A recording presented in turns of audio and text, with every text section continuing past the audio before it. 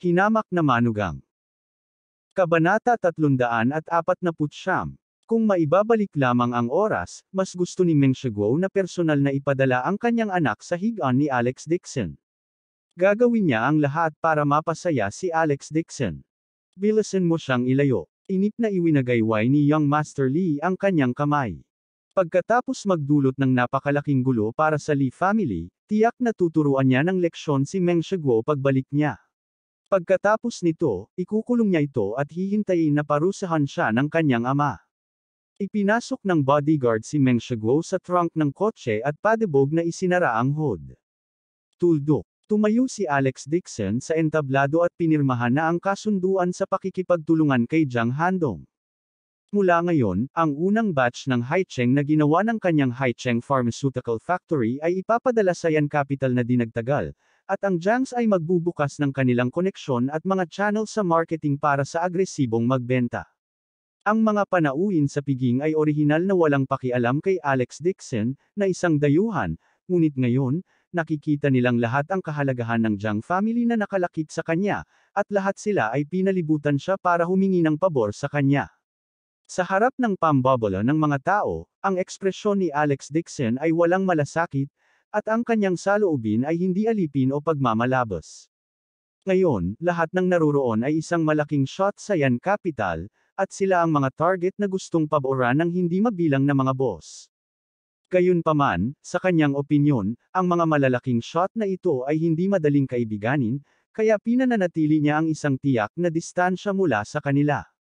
Si Jiang Shuili ay palaging nasa tabi niya, at siya ay nasa sabik na ang kanyang maliit na mukha ay namula.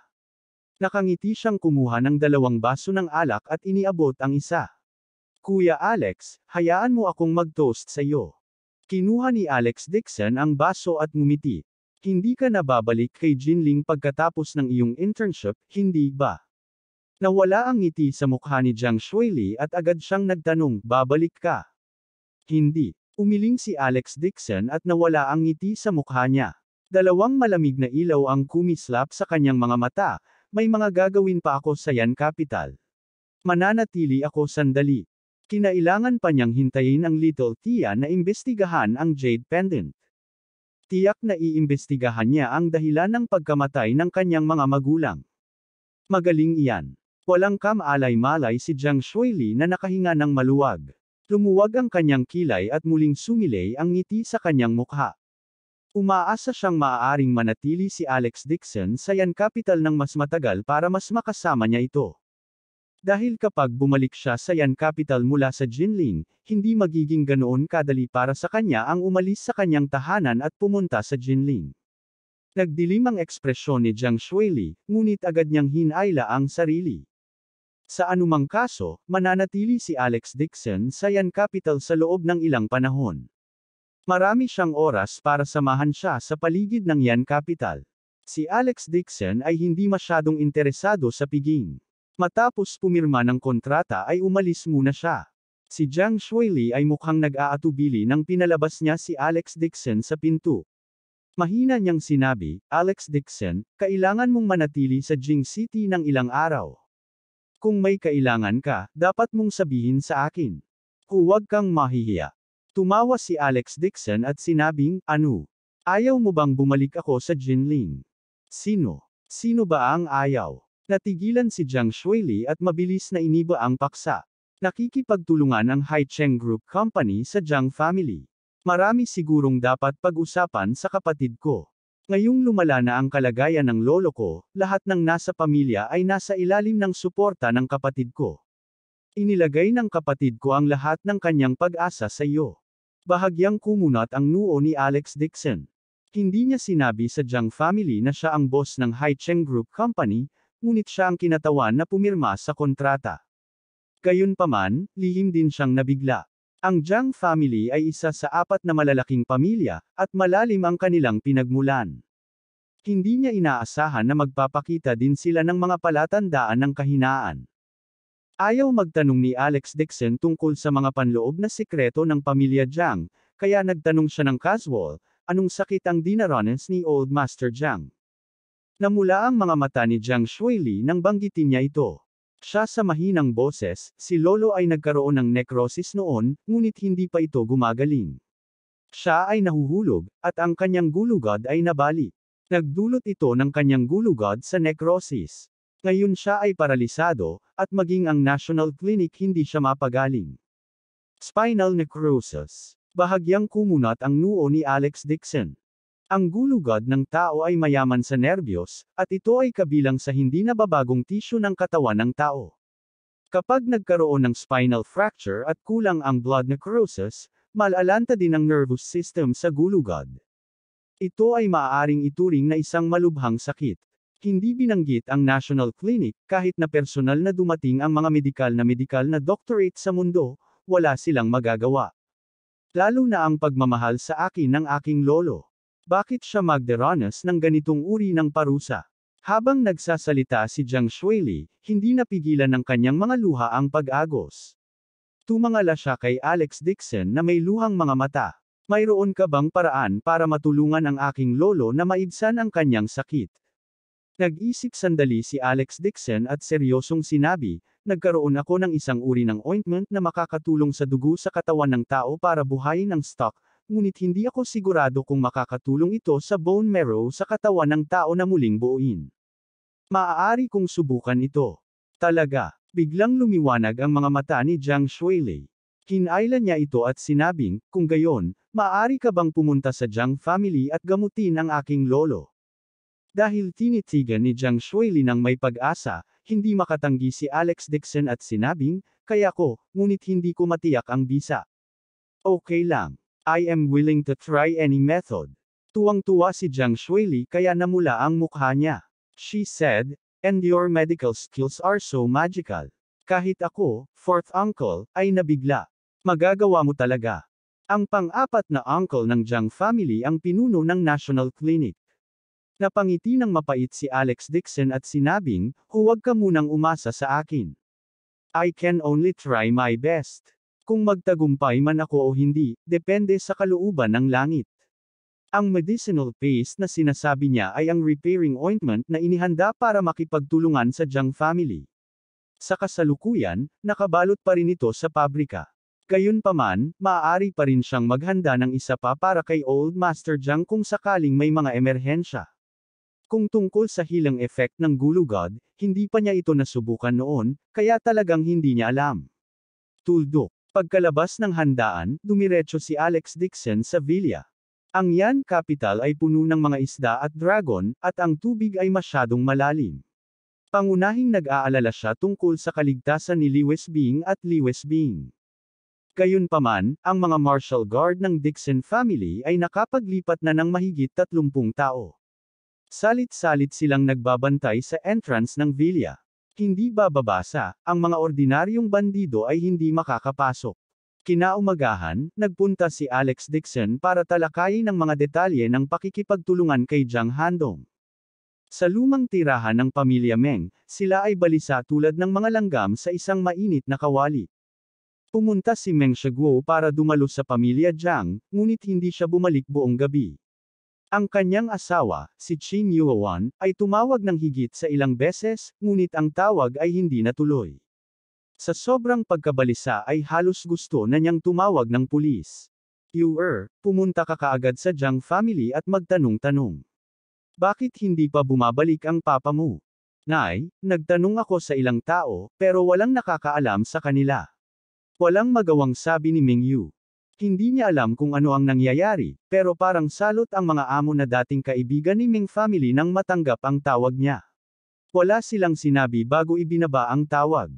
Natarante si Ming Yu at hindi maisip kung ano ang nangyari. Ang pinakanatakot sa kanya ay ang marami sa mga customer na nagtatrabaho sa pamilya Ming noon ay biglang nag-terminate ng kanilang mga kontrata. Tumawag man siya ng personal para magtanong, walang sinabi ang kabilang partido. Talagang umuulan noong gabi. Nag-aalala si Ming Yu tungkol sa pag-withdraw ng 50 milyong yuan, ngunit hindi niya inaasahan na magkakasunod na kanselahin ng mga kliyente ang kanilang mga kontrata. Lalo siyang nagalit at hinintay na bumalik lang siya sa kanyang ama na si Meng Shiguo para harapin ito. Sa sandaling ito, may tumunog na telepono. Agad na kinuha ni Ming Yu ang kanyang telepono. Tatay. Nanggaling sa telepono ang mahinang boses ni Meng Shiguo. Anak, ikaw. Mabilis na pumunta at hanapin si Meng Nooran. Hanapin siya at hayaan siyang masunuri na maglingkod kay Young Master Li. Natigilan si Ming Yu. Dad, nasaan ka ngayon? Hindi mo ba itinaboy si Nooran? Bakit kailangan mo pa siyang hanapin? Kabanata 350. Huwag kang mag-alala, sabihin mo lang na gawin niya ang sinasabi ko. Paputol-putol ang boses ni Meng Shiguo. Tsaka, bilangin mo ang natitirang mga ari-arian ng pamilya Meng. Bigyan mo ako hanggat kaya mo. Narinig ni Qin Yuan ang kanyang boses na hindi tama at agad na napagtanto na may hindi tama. Sumugod siya at sumigaw, pamahalaan ng bansa, ano ang nangyari sa iyo? Tatawag ako kaagad ng pulis. Huwag kang tumawag ng pulis. Biglang umungal si Meng Shiguo, gusto mo bang mamatay ako? Gusto mo bang matapos ang pamilya Meng? Nakasakit ako ng taong hindi ko kayang masaktan. Kasalanan ko ang lahat. Gawin mo lang ang sinasabi ko. Nang inag si Qin Yuan sa kanyang dagandong at bumalik sa kanyang katinoan. Hindi karaniwan para sa pamilya Meng na gumawa ng isang bagay na malilim. Kung tatawag sila ng pulis, ay duwit din nila ang pamilya Meng. Papa, nasaan ka na? Gusto pang magtanong ni Meng Yu, ngunit ibinaba na ang kabilang dulo ng telepono. Mabilis siyang tumawag ulit, pero pinatay ng kabilang side ang telepono. Si Qin Yuan ay nababalisa. Bilisan mo at alamin mo kung anong nangyari sa tatay mo. Kumunat ang noo ni Meng Yu. Sa ngayon, wala siyang ideya kung ano ang nangyayari, ngunit tila ang kanyang ama ay pumunta upang dumalo sa piging ng pamilya Jiang at nasaktan ang kanilang malaking pagbaril. Ayaw niyang kunin lahat ng ari-arian ng pamilya Meng. Ang tanging gusto niya ay ang kanyang kapatid na babae. Mom, I think we should do as Dad said. Ibalik si Nooran sa Meng family and let her serve young Master Li. Tulala rin si Qin Yuan at tumangulang siya. Agad na lumabas si Meng Yu upang hanapin ang kanyang kapatid na si Meng Nooran at balak na pilitin itong bumalik sa Meng residence. Kung ikukumpara sa pera, mas sulit na ibigay ang kanyang nakababatang kapatid na babae. Noong araw na iyon, dinala ni Alex Dixon ang dalawa at iniwan ang pamilya Meng. Sa anumang kaso, wala siyang pera. Tiyak na nanatili siya sa pinakamaraming hotel. Dinala ni Ming Yu ang kanyang mga tauhan at tumingin sa mga kalapit na hotel, ngunit wala silang makitang bakas ng mga ito. Labis silang nabalisa.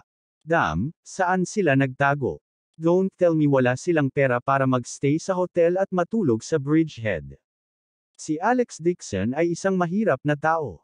Nang lumabas sina Li Wesbing at Meng Nooran, nakasuot lang sila ng damit.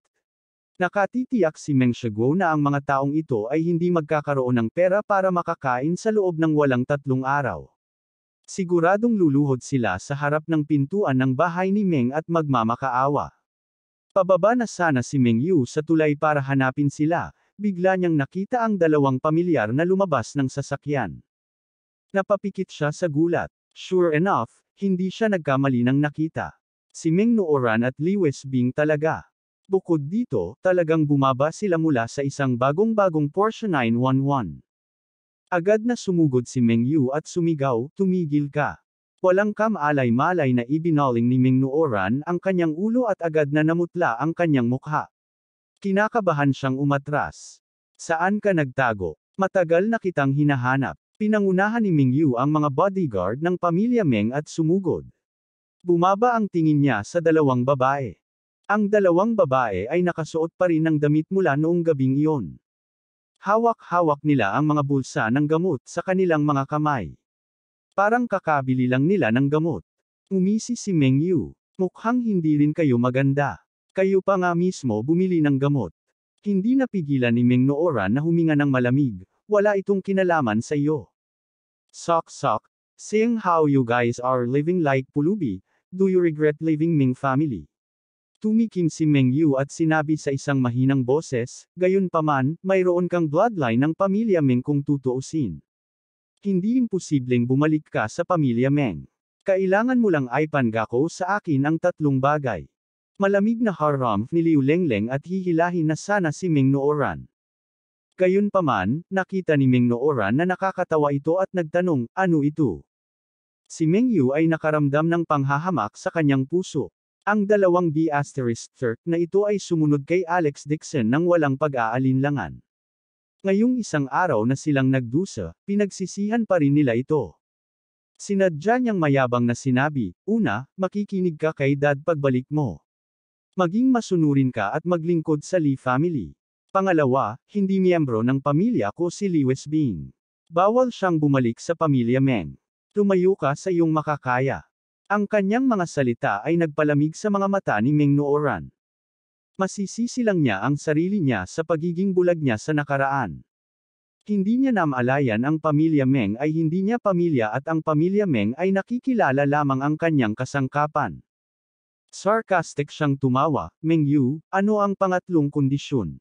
Mabangis na sabi ni Meng Yu, ang pangatlong kondisyon ay gumuhit ka ng malinaw na linya sa pagitan mo ni Alex Dixon. Gusto ko rin siyang lumuhad at humingi ng tawad sa aming mga magulang. Sa pagtingin kay Meng Yu na napakayabang, biglang naawa si Meng Nooran. Naisip nga ba niya na hindi naging maganda ang buhay nila ni Lewis Bing matapos sundan si Alex Dixon palabas ng Meng family? Kawawa naman. Ang pamilya Meng ay bumagsak, at hindi na ito ang engranding okasyon ng nakaraan. Umiling siya at sinabing, Meng Yu, pwede ka nang umalis. Hindi na kami babalik. Nagbago ang ekspresyon ng mukha ni Meng Yu, at sumigaw siya. You have to think it through. Today is my chance to give you. Kapag tumanggi ka, wala nang susunod. Mas gugustuhin mo bang matulog sa kuweba ng tulay at maging pulubi, o bumalik sa pamilya Meng para kumain at uminom? Maaari kang pumili pagkatapos mong pag-isipang mabuti. Meng Yu, ang yabang mo pa rin tulad ng dati. Sa tingin mo ba ay wala na tayong lugar dito sa mundo? Ayaw nang pakialaman pa siya ni Meng Nooran. Ay nalalayan niya si Lewis Bing at tumalikod para umalis, tita, let's go. Hindi inakala ni Meng Yu na tatanggihan ni Meng Nooran, lalo na itong mahinang kapatid na babae. Talagang ginamit niya ang ganitong uri ng tono para makipag-usap sa kanya at agad na nagalit dahil sa kahihiyan. Humakbang siya pasulong para hilahin siya at sampelan. Mabilis na humakbang si Lewis Bing para pigilan siya, kung may sasabihin ka, pwede tayong mag-usap. Walang iniisip, sinampal ni Meng Yu ang mukha ni Lewis Bing. Gumamit pa siya ng maraming lakas. Namamaga ang kalahati ng mukha ni Lewis Bing. Galit na sumigaw si Meng Nooran, Meng Yu, anong ginagawa mo? Tita mo siya. Ano tita? Hindi ba't isa lang siyang matandang babae na nabuhay nang wala sa pamilya Meng? Si Meng Yu ay hindi nagpakita ng pagsisisi o paggalang sa kanyang mga nakatatanda. Sabi niya ng masama, siya ang nag-udyok sa iyo na maging masuwain ngayon. Wala kang pag-asa. Galit na sabi ni Meng Nooran. Bumalik ka sa akin. Ipinakita ni Meng Yu ang kanyang kabangisan at pumunta sa harap upang hilahin si Meng Nooran. Sa sandaling ito, bigla niyang naramdaman na gumaan ang kanyang katawan. Inangat talaga siya mula sa likod. Bago pa mabawi ni Meng Yu ang kanyang sentido, isang kamao ang lumipad papunta sa kanya, sabay hampas nito sa mukha niya. Nakaramdam siya ng matinding pananakit sa kanyang ilong, at pagkatapos ay umagos ang mainit na dugo. Ang nakabangga sa kanya ay isang lalaking naka-black suit. May dalawa pang lalaki na nakatayo sa tabi niya. Pareho silang matangkad at matipuno, at matalas ang kanilang mga mata. Isang tingin at masasabi mong martial artist sila. Tinakpan ni Meng Yu ang kanyang ilong sa sakit at malakas na sumigaw, sino kayo? Hindi siya pinansin ng lalaking nakaitim at sinipa si Meng Yu sa gilid ng kalsada. Pagkatapos ay tumabi siya sa kanya at magalang na sinabi kay Lewis Bing, Mrs. Lewis, Miss Meng, are you guys okay? Ayos lang ako. Umiling si Meng Nooran at malamig na sinabi, bumalik ka. Umupo si Meng Yu sa lupa at natulala. Madam. Miss. Paano karapat-dapat ang dalawang asong ito ng ganoong titulo? Paano sila nagkaroon ng mga bodyguard? Walang magawa siyang tumingin nang bumaba si Meng Nooran at Lewis Bing sa Porsche 911 sa ilalim ng escort ng mga bodyguard na nakaitim. Lalo siyang nabigla. Kaninong luxury car ito? Bago pa niya mabawi ang kanyang katinoan, pinalibutan siya ng ilang pang nakaitim na bodyguard at binigyan siya ng ilang matitinding sipa. Bulag ka ba? How dare you attack Mrs. Lewis? Si Meng Yu ay binugbog hanggang sa tuluyan na itong sumigaw. Si Li Wesbing ay malambot ang puso at ayaw makakita ng dugo, kaya lumingon siya at sinabing, kalimutan mo na ito. Sa palagay ko ay hindi na siya mangangahas na gawin ito muli sa susunod. Saka lang tumigil ang mga bodyguard at nagbanta. Pag nagpakita ulit siya sa susunod, babaliin ko ang mga paa mo. Tinakpan ni Meng Yu ang kanyang ilong sa kahihiyan at bumagsak sa lupa. Pinagmasdan niya ang Porsche na papalayo at nakita niya ang isang Mercedes-Benz na kotse na may mga bodyguard sa likod nito. Taking gulat niya. Ngunit higit pa rito ay selos at puot. Akala niya sa tulay na tulog ang dalawang babaeng ito. Hindi niya akalain na hindi lang sa isang mamahaling sasakyan sila nakaupo, may mga bodyguard pa sila. Ano nga ba ang kanilang nakita? Hindi ito gustong tanggapin ni Meng Yu. Agad niyang binuksan ang isang shared electric scooter sa gilid ng kalsada at hinabol sila. Maya-maya, sinundan niya ang Porsche sa isang mansyon. Nang makita sina Li Wesbing at Meng Nooran na papasok sa pinto, yumuko pa sa kanya ang dalawang hanay ng mga bodyguard sa tabi ng pinto at binati siya. Kabanata 351. Taking gulat ni Meng Yu na hindi siya makapagsalita. Hindi siya makapaniwala. Ano ang nangyayari? Bakit sila nakatira sa isang mansyon? Mas malaki pa ang mansyon na ito kaysa sa Meng family. Ang pamilya Meng ay maaaring ituring na isang magandang mansyon, ngunit kung ikukumpara sa mansyon na ito ay isang aso lamang. Siya ay may higit na pakiramdam na nagpapabuti sa harap ng dalawang batang babae, ngunit ngayon ay nakaramdam siya ng pagkawala, na sinundan ng matinding selos. Agad na tinanong ni Meng Yu ang isang dumaan, maaari ko bang itanong kung kaninong bahay ito? Hindi mo ba alam? Binigyan siya ng passerby ng masamang tingin, ito ang tirahan ng Jiang family, at ito ay nagre-recruit ng mga katulong. Bakit mo gustong mag-apply para sa trabaho? Pamilya Jiang. Taking gulat ni Meng Yu. Baka ang kanyang kapatid na babae ay talagang kumapit sa mayamang Jiang family. Hindi pa niya narinig na nakipag-ugnayan si Young Master Jiang sa kanyang kapatid noon. Biglang sumimangot si Meng Yu. Hindi kaya napunta ang kanyang nakababatang kapatid na babae upang maging may bahay ni Young Master Jiang. Dapat ganito. Hindi katakatakang tumanggi siyang pakasalan si Young Master Li kahit ano pa ang mangyari. Bigla siyang natauhan. Hindi nakakagulat na pumunta si Alex Dixon sa welcome na piging ng Jiang family. Umasa pala siya sa damit ng kapatid niya para umakyat sa malaking puno ng Jiang family. Fuck, ikaw ang nagsamantala sa akin. Nang maisip ito ni Meng Yu, ang kanyang mga mata ay nagsisiwalat ng isang nagbabantang kislap. Dapat ay nasiyahan siya sa kanyang kapatid na babae, ngunit nakuha ni Alex Dixon ang matamis na lasa nito. Nagsisi siya at kinasusuklaman ito. Kung alam niya na ang kanyang kapatid na babae ay lihim na naging may bahay ni Young Master Jiang, sana ay hinihiling niya ang kanyang kapatid. Muling tumangala si Meng Yu at nagdesisyon. Kailangan niyang sipsipin ang kapatid niya. Kung talagang naging may bahay ni Young Master Jiang ang kanyang kapatid, magiging matagumpay ang pamilya Meng.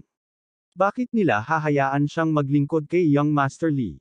Nagmamadaling tinakpan ni Meng Yu ang kanyang mukha at umalis. Kinailangan niyang sabihin ang magandang balitang ito sa kanyang ina at magtanong tungkol sa kinaroroonan ng kanyang ama. Pag-uwi niya, sinabi niya agad ang balitang ito sa kanyang ina. Ano? Naging may bahay ni Young Master Jiang si Nooran. Saglit na natigilan si Qin Yuan at biglang napasigaw sa gulat, hindi ko akalain na magiging matagumpay ang babaeng ito. Sa pagkakataong ito, yayaman na ang ating Meng family. Ang kanyang anak na babae ay naging isang may bahay. Bilang isang ina, wala siyang kahit katiting na kahihiyan. Sa halip, tuwang-tuwa siya na parabang nanalo siya ng isang malaking premyo. Sinabi ni Meng Yu, Nay, alam mo ba kung nasaan si tatay? Nag-alala muli si Qin Yuan nang marinig niya ito. Sabi niya, nagtanong-tanong ako. Sinaktan ng tatay mo si Young Master Li at dinala siya ng Li family. Nabalitaan ko na gusto ko ng Li family na bayaran ng tatay mo ang pera. Kung hindi binayaran ng tatay mo ang pera, gagamitin niya ang kapatid mo para magbayad ng bill. O kaya, iimbentaryo na lang niya ang ari-arian ng pamilya Meng at ipapadala ito. Li family. Natigilan si Meng Yu. Alam niyang humiram ng maraming pera ang kanyang ama sa Li family at pumirma ng ilang kontrata. Hindi niya inaasahan ang kanyang ama na maningil ng utang. Siyempre, hindi payag si Mingyu na ibalik niya ang yaman ng pamilya Meng sa kanyang ama. Gayunpaman, ang kanyang nakababatang kapatid na babae ay naging may bahay ni Young Master Jiang, at mas imposible para sa kanya na hilingin sa kanya na pagsilbihan si Young Master Li. Inikot ni Mingyu ang kanyang mga mata at sinabing, "Nay, huwag kang mag-alala. Ngayong kapatid ko ang may bahay ni Young Master Jiang, sa palagay ko ay hindi maglalakas loob ang Li family na gumawa ng anuman kay tatay. Pupunta ako sa Jiang Prefecture sa loob ng ilang araw at mapalapit kay Young Master Jiang. Hanggat may sasabihin si Young Master Jiang, siguradong babalik si tatay." Ganoon din ang naisip ni Qin Yuan. Pinaalalahanan niya ito, pagdating ng panahon, kailangan mong pasayahin si Young Master Jiang. Narinig ko na ang kapatid ni Young Master Jiang ay isang natatanging kagandahan. Kung mapasaya mo siya at pakasalan siya, mas mabuti iyon. Huwag kang mag-alala, tiyak na susuyon ko siya. Si Mingyu ay puno ng kumpiyansa, at ang kanyang isip ay napuno ng mga pag-iisip na gamitin ang kanyang kapatid na babae upang kumita ng kayamanan. Ang kanyang kapatid na babae ay ang may bahay ni Young Master Jiang. Kung muli niyang buntisin ang anak ng Jiang family, ang pamilya Meng ay makakaakyat sa langit sa isang iglap, at hindi na niya kailangang iwaglit ang kanyang buntot at humingi ng awa mula sa pangalawang rate ng pamilya, parang Young Master Li. Tanong ni Qin Yuan, kung hindi babalik ngayon ang kapatid mo, paano siya lalapit sa Jiang family? Iniisip din ni Mingyu ang problema nito. Wala man lang siyang karapatang pumunta sa Jiang family. Oo. Biglang hinampas ni Mingyu ang palad niya. "Nay, nabalitaan ko na si Old Master Jiang ay matagal nang nakarete dahil sa kanyang spine problem sa National Clinic. Kung pupuntahan ko si Old Master Jiang, hindi ba ako magkakaroon ng pagkakataon? Kahit ang direktor ay hindi niya kayang gamutin, paano mo?" Sabi ni Qin Yuan. Sabi ni Mingyu, "Nabalitaan ko sa Batika na may bagong uri ng gamot sa Nanguang region na hindi pa nakalista. Tila tinatawag itong repairing ointment, at napakabisa nito sa paggamot sa mga bali. May kakilala ako, sa Nanguang. Gumastos ako ng maraming pera para kumuha ng ilan para makita nila kung masama ba ito. Pagkatapos ay bilasin mo." Sabi ni Qin Yuan, "Pagdating ng oras, sabihin mo lang na ikaw mismo ang gumawa nito. Subukang mag-iwan ng magandang impresyon sa Jiang family." Tumango si Mingyu at agad na tinawagan ang kanyang mga kaibigan sa Nanguang para bumili ng gamot sa mataas na halaga. Tuldok. Makalipas ang isang araw, nakakuha si Mingyu ng isang kahon. Nasa loob ang repairing ointment na pinabili niya sa kaibigan. Tuwang-tuwa siya. Agad siyang nakakita ng isang pasyente na may bali sa National Clinic upang subukan ito, at agad itong gumana. Nabalian na ang guya ng pasyente, ngunit matapos ipahid ang gamot ay hindi na ito sumakit. Agad siyang lumuha ng pasasalamat kay Mingyu at lumuhad para tawagin itong Diyos na doktor. Talagang mabisa ang gamot na ito. Walang katulad na pagkasabik ni Mingyu. Walang kabuluhan na gumastos siya ng 2 milyong gintong barya para makabili ng banal na gamot mula sa rehiyon ng Nanguang. Bagamat 2 milyon na ito ay lahat ng kanyang pribadong pera, hanggat gumaling si Old Master Jiang, tiyak na gagantimpalaan siya ng Jiang family. Kailangan pa ba niyang alalahanin ang pera? Laking gulat din ng mga pharmacist sa Batika. Hindi nila inaasahan na gagawin si Mingyu ng ganitong uri ng gamot na gamot. Pinalibutan siya ng mga ito at patuloy na humihingi ng papuri sa kanya. Kahit na si Medicine Master Lu, na kanyang internship, ay pinuri ang kanyang talento. Si Mingyu ay karaniwang may mababang posisyon sa parmasya. Ngayong bigla na lang siyang nakatanggap ng napakaraming papuri, hindi niya naiwasang maging proud at medyo mayabang. Walang hiyang sinabi niya, "Ang gamot na ito ay binuo ko, at nasa experimental stage pa lang ito. Hintayin kong magsaliksik pa ako ng ilang araw at makagawa ng tapos na produkto." Sa sandaling ito, isang matangkad at payat na nasa katanghaliang gulang na lalaki ang pumasok sa parmasya, na sinundan ng 4 o 5 katulong na manggagamot. Nang makita ang nasa katanghaliang gulang na lalaking ito, biglang tumahimik ang Batika na kanina pa sumisigaw. Si Master Lu, na namamahala sa parmasya, ay mabilis na nagtungo upang batiin siya. "Curator Jiang, ano ang nagdala sa iyo dito? Ang nasa katanghaliang gulang na lalaki ay ang direktor ng National Clinic, ang kanyang pangalan ay Jiang Shuaimeng. Sinabi ng isang katulong, dumating ang direktor para kumuha ng gamot. Mabilis nang umiti si Master Lu na humihingi ng tawad. Director, bakit ka personal na pumunta? Tawagan mo ako at ako mismo ang maghahatid ng gamot sayo. Bahagyang iwinagayway ni Jiang Shuaimeng ang kanyang kamay. Ako na ang gagawa ng gamot na gusto ni Old Master. Anong ginagawa niyo kanina? Ang intern na si Meng Yu ay gumawa ng isang bagong gamot na napakabisa para sa pagbawi ng mga buto ng tao. Lahat ay tinatalakay ito. Oh, medyo interesado si Jiang Shuaimeng. Pwede mo ba akong patingnan ng gamot? Natigilan si Meng Yu, ngunit hindi siya naglakas loob na tumanggi. Kinailangan niyang kagatin ang bala at iabot ang gamot. Binuksan ni Jiang Shuaimeng ang kahon at inamoy ito. Pinunasan niya ito ng kaunti at pinag-aralan ng mabuti. Nagtaas siya ng kilay at sinabing, hindi masama ang gamot. Mabisa ba talaga sa buto ang gamot na ito? Hindi ito ng ahas na itago ni Meng Yu. Ang tanging nasabi niya ay, oo. Hindi ko inaasahan na napakatalino mo bilang isang intern na parmasyutiko. Sabi ni Jiang Shuaimeng, itatago ko ang gamot na ito sa ngayon at pag-aaralan ko ito. Curator Jiang, hindi pa handa ang gamot na ito. Kailangan ko itong subukang muli. Napatulala si Meng Yu. Hindi niya inaasahan na ang gamot na binili niya sa presyo ay kukunin ng mataas na direktor. Nagdilim ang mukha ni Jiang Shuaimeng, at sinabi niya, ano? Hindi mo kayang bigyan ako ng kahon ng gamot. Natatakot ka ba na nakawin ko ang iyong race eta? I dare not. Sa sobrang takot ni Meng Yu ay mabilis siyang umiling. Malungkot na sinabi ni Master Lu, Meng Yu, ang direktor ay interesado sa iyong bagong gamot dahil pinahahalagahan ka niya. Dahil ikaw mismo ang gumawa ng gamot na ito, hindi ka ba makakagawa ng isa pang kahon? Ang gamot na ito, ikaw, ba ang gumawa nito? Kabanata 352. Sa sobrang takot ni Meng Yu ay nanginginig ang kanyang buong katawan. Mayroon siyang criminal record, at iyon ang huling beses na sinabi ni Lu Hangjian na nagnakaw siya ng gamot. Kahit na ang insidenteng ito ay sanhi mismo ni Lu Hangjian, hindi ito naging malaking bagay sa National Clinic. Ngunit kung gagawa siya ng panibagong krimen, natakot siya na siya ay itaboy. Nasabi lang ni Meng Yu na may pagtatampo na mukha, ito. Ako ang may gawa nito. Pagkatapos ay gawin mo na lang ulit. Sabi ni Jiang Shuaimeng, mayroong lahat ng uri ng medicinal herbs sa Batika. O tama, kanina ka pa nag-internship, di ba? Maaari kang maging opisyal na parmasyutiko sa ilang araw.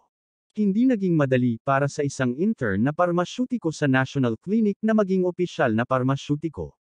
May hindi naging opisyal na parmasyutiko pagkatapos ng 2 taong internship.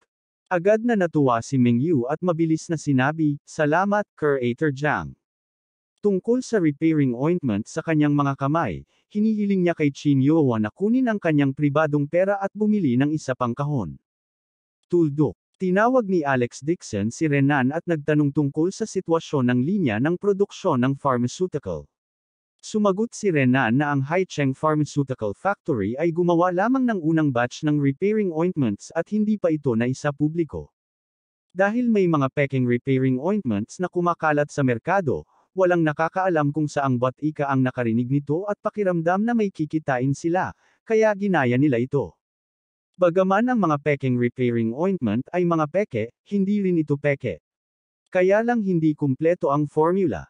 Ang ganitong uri ng gamot ay nagkaroon din ng epekto sa mga bali. Sadyang mas masahol pa ang mga epektong nakapagpapagaling kaysa sa tunay na repairing ointments. Gayunpaman, sa tatak ng tunay na repairing ointments, talagang napakapopular ito sa underground black market, at naibenta pa sa mataas na presyo na ilang 10,000 bawat kahon. Sa kasalukuyan, si Renan ay nakikitungo sa paggamit ng peking repairing ointment, kaya naantala siya ng ilang araw. Sa loob ng ilang araw, kukuha si Renan ng isang tao na magdadala ng ointment sa Jing City at ibibigay ito sa Jiang family para ibenta sa merkado. Ipaglalaban niya ito para sumikat.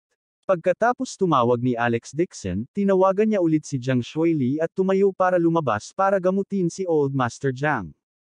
Ang bahay ng Jiang family ay matatagpuan sa gitna ng pinakamahal na lugar sa Yan Capital. Ang malaking patio ay itinayo sa isang kat-anji-tangi at marangyang paraan ayon sa sinaunang disenyo. Isang malaking black gold-plated na plaque ang nakasabit sa pasukan, at ang mga salitang Jiang Mansion ay nakasulat dito. Ang lagda ng mga salitang Jiang Mansion ay isang lubos na iginagalang na madalas na lumalabas sa telebisyon. Ang makuha ang kanyang sulat kamay ay isang uri ng pinakamataas na karangalan. Alam na nina Jiang Shuili at Jiang Handong na darating si Alex Dixon, kaya nagdala na sila ng mga tao para salubungin siya sa pintuan. Dalawang hanay ng mga bodyguard ang nakatayo ng maayos sa pintuan, naghihintay na salubungin siya. Pagkababa ni Alex Dixon sa sasakyan, biglang nagningning ang mga mata ni Jiang Shuili. Siya ay naiinip na tumakbo pasulong, at maging si Jiang Handong ay hindi siya mapigilan. Kaunti lamang ang mga tao sa nakalipas na 10 taon na nagdaos ng isang napakagandang seremonya ng Jiang family, at lahat sila ay mga taong may pinakamataas na kayamanan at kapangyarihan. Nagulat ang lahat sa kanilang mga puso. Ang akala nila ay isa pa itong mahalagang panauhin sa kapangyarihan, ngunit hindi nila inaasahan na isa lamang itong ordinaryong binata. Pumasok si Alex Dixon sa Jiang Prefecture nang walang alipin o mapagmataas na saloobin. Ang Jiang Prefecture ay mas maluho. Mayroong higit sa 50 tagapaglingkod sa prefecture, at mayroon ding higit sa 200 bodyguards na humalili upang protektahan ang Jiang family. Pagdating nila sa likod bahay, itinulak ni Jiang Shuili ang isang pinto. Nawala ang ngiti sa kanyang mukha, at nakakunot ang noo niyang sinabi, nasa loob si Lolo. Tumango si Alex Dixon at pumasok. Sa isang marangyang silid, isang payat na matandang lalaki ang nakahiga sa kama. Napakapayat niya na kasing payat ng balat at buto. Marahil ay dahil sa matagal na siyang nakarete at hindi makita ang liwanag ng araw, ang kanyang mukha ay kasing putla ng papel at ang kulay ng kanyang balat ay abnormal. Agad na pumunta si Alex Dixon sa gilid ng kama at sinabing, "Old Master Jiang, hayaan mo muna akong suriin ang iyong pulso." Walang lakas na magsalita ang matanda at naipikit na lamang niya ang kanyang mga mata bilang senyales. Inabot ni Alex Dixon ang kanyang kamay at inilagay ito sa kanang pulso ni Old Master Jiang, na nakuha sa pagkuha ng kanyang pulso. Gaya ng inaasahan niya, ang pulso ni Old Master Jiang ay hindi matatag at kung minsan ay walang laman. Ito ay isang oras na ang langis ay nauubusan. Kung dumating siya makalipas ang ilang araw, natakot siya na baka pumunta na si Old Master Jiang sa kanluran. Paano na? Kinakabahang tanong ni Jiang Handong. Binitawan ni Alex Dixon ang kamay niya at tumangala na may seryosong mukha. Ang gulugod ng Old Master ay isang lumang pinsala. Pagkatapos ng maraming taon, ang kanyang gulugod ay ganap na necrotic. Napakahirap para sa kanya na gumaling. Bukod doon, ang lumang master ay mayroon ding mataas na presyo ng dugo, diabetes, pagkasira ng katawan, utak, at marami pang ibang matatanda, mga sakit. Tama ka. Napabuntong hininga si Jiang Handong. Ako, fourth uncle, ang director ng National Clinic. Personal niyang ginamo ang lolo ko pero hindi pa rin umubra. Ni Alex Dixon, bibigyan ko muna ng acupuncture treatment ang matandang master. Pagkatapos ay tinulungan niyang i-dredge ang kanyang mga meridian, magre-reseta ako ng race eta para gamutin siya. Pakihanapan ako ng isang set ng silver needles. Sige. Mabilis na tumango si Jiang Handong at nagutos sa isang tao na nagdala ng isang set ng pilak na karayom. Kinuha ni Alex Dixon ang mga pilak na karayom. Isang bakas ng dulo na enerhiya ang damaloy sa kanyang daliri at tumagos sa karayom. Itinaas niya ang karayom at mariing ipinasok sa karayom. Sa isang kisap mata, 6 na sunod-sunod na karayom ang naipasok niya. Panay at mahusay ang kanyang mga galaw, kaya hindi naglakas loob na kumurap ang mga kapatid ni Jiang. Bumulong si Jiang Shuili, "Brother, nakita ko na ang acupuncture technique ni fourth uncle ay hindi maayos ni Alex Dixon. Huwag kang magsalita ng walang kapardakan." Saway ni Jiang Handong sa mahinang boses, ang pang-apat na uncle ay ang direktor ng National Clinic at kilala rin bilang Miracle Hand Silver Needle. May sarili siyang acupuncture technique. Siya nga. Nang ipasok ni fourth uncle ang karayom ay labis siyang nag-ingat. Gusto niyang gumamit ng magnifying glass para ipasok ang karayom. Hindi man lang ito nilingon ni Alex Dixon. Casual niyang ipinasok ang karayom sa acupuncture point. Ako, sa tingin niya ay mas mahusay siya kaysa sa pang-apat na tiyo. Ubo-ubo. Dalawang tuyong ubo ang biglang tumunog sa labas ng pinto. Sumunod, lumitaw ang isang nasa katanghaliang gulang na lalaki na nakasuot ng mahabang damit na kawayan, mga 5 taong gulang. With a solemn expression, pumasok siya. Natigilan si Jiang Handong at mabilis nang umiti, "Pang-apat tiyo, bakit ka nandito?" "I'm here to check Dad's condition." Malumanay na sabi ng medyo may edad na. Nakaramdam ng awkward si Jiang Shuili at mabilis na itinikom ang kanyang bibig, hindi nang ahas na magsabi ng kahit ano. Ang lalaking nasa katanghaliang gulang na ito ay ang direktor ng National Clinic, si Jiang Shuaimeng. Papasok pa lang siya sa bahay, bigla niyang narinig ang usapan ng magkapatid ni Jiang, at agad na napuno ng galit ang puso niya. Ang kanyang acupuncture technique ay isa sa pinakamahusay sa bansa, ngunit siya ay talagang na-demote sa isang hindi kilalang binata. Si Alex Dixon ay ganap na nakatuon sa acupuncture, kaya natural na wala siyang pakialam sa nangyari sa likod niya. Itinaas ni Jiang Shuaimeng ang kanyang mga mata at sumulyap sa kanya. Agad namang napuno ng galit ang mukha niya. Naglakad siya pasulong at hindi nagsalita. Kinuha niya ang pilak na karayom mula sa kamay ni Alex Dixon at inihagis sa lupa. Mabangis niyang saway, "Gusto mo bang patayin ang tatay ko?" Kumunat ang noo ni Alex Dixon at lumingon para makita si Jiang Shuaimeng. Nagulat si Jiang Shuili at mabilis na sumigaw, "Pang-apat na tiyo, anong ginagawa mo?" Sinabi ni Jiang Shuaimeng na may madilim na mukha, siya ay random na nagpasok ng mga karayom. "Kung ako ay dumating sa isang hakbang mamaya, ang buhay ng matandang master ay maaaring nasa panganib." Mabagsik ang tono niya. Maging si Jiang Handong ay kinabahan. Mabilis niyang sinabi, "Pang-apat na tiyo, namumukod tangi ang mga kasanayan ni Alex Dixon sa medisina. Kahit si Master Lu Hongjian ay pinuri siya. Naniniwala ako sa kanya." Sa sandaling ito, isang payat na nasa katanghaliang gulang na lalaki ang pumasok mula sa labas ng pinto kasama ang kanilang mga doktor sa likod niya. Sabi niya na may maitim na mukha, "Handong, nagkakagulo kayo. Bakit mo inimbitahan ang napakaraming tao dito para gamutin si Old Master?" Nanigas ang mukha ni Jiang Handong at sinabing hindi natural, "Tay, inimbitahan ko lang si Mr. Dixon na pumunta at tingnan. Sasabihin ko lang sana sa inyo. Napakataas ng medical skills ni Mr. Dixon. Pirmado siya ng Jiang's Corporation. Ganon klaseng gamot, ay binuo niya." Ang lalaking nasa katanghaliang gulang na ito ay ang kanyang ama, si Jiang Wei. Matapos itong marinig ni Jiang Wei, narinig niya ang kanyang mukha.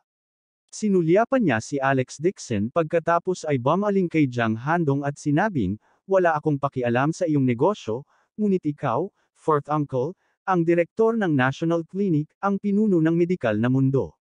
Dapat mong iwanan ang paggamot sa lumang master kay fourth uncle." Agad na tumawag si Jiang Shuili, "Tay, matagal nang ginagamot ni fourth uncle si Lolo, pero hindi pa siya gumagaling. Hiniling ko kay Alex Dixon na gamutin ako dahil gusto kong gumaling kaagad si Lolo." Siya ay prangka. Sa sandaling sinabi niya ang mga salitang iyon, agad na nagbago ang ekspresyon ni Jiang Shuaimeng. Hindi ba't mahusay na gamitin ito na ang kanyang mga kasanayan sa medikal ay hindi tulad ng kay Alex Dixon? Abangan ang susunod na kabanata.